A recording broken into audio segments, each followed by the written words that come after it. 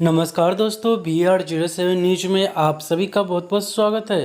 दरभंगा में कई ऐसे कार्य किए जा चुके हैं या आने वाले समय में करना बाकी है। इन्हीं कार्यों में से पिछले वर्ष सबसे ज़्यादा न्यूज की हेडलाइन में बनी थी दरभंगा एयरपोर्ट। ठीक उसी प्रकार इस वर्ष भी दरभंगा के प्रमुख मुद्दों में शामिल है दरभंगा एम्स। यह हम नहीं, खुद नीतीश कुमार ने यह जिक्र करते हुए बताया कि जिस तरह से दरभंगा एयरपोर्ट पिछले वर्ष बनकर तैयार हुई, ठीक उसी प्रकार पटना के बाद दरभंगा में एम्स बनना तय है। उन्होंने अपनी कामों की गिनती कुशेश्वर स्थान में एक भाषण के दौरान दिया। साथ ही उन्होंने कई मुद्दों को उठाकर बताया कि उनकी सरकार इन सभी कार्यों को गति में कार्य कर रही है। साथ ही उन्होंने बताया कि यह क्षेत्र हमेशा बाढ़ ग्रसित होता है और जब भी यहाँ हवाई सर्वेक्षण करता हूँ, यहाँ के निवासी सबसे ज़्यादा प्रभावित होते हैं।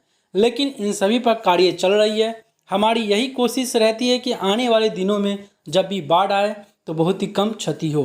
साथ ही उन्होंने यह भी बताया कि दरभंगा एयरपोर्ट को विकास को लेकर प्रस्ताव पारित हो चुकी है, अब उस पर कार्य करना बाकी है। लेकिन दूसरी ओर दरभंगा एम्स, जो कि दरभंगा का अभी का सबसे प्रमुख मुद्दा बना हुआ है, लोगों को लंबे समय से इंतजार है कब दरभंगा एम्स बनकर तैयार होता है।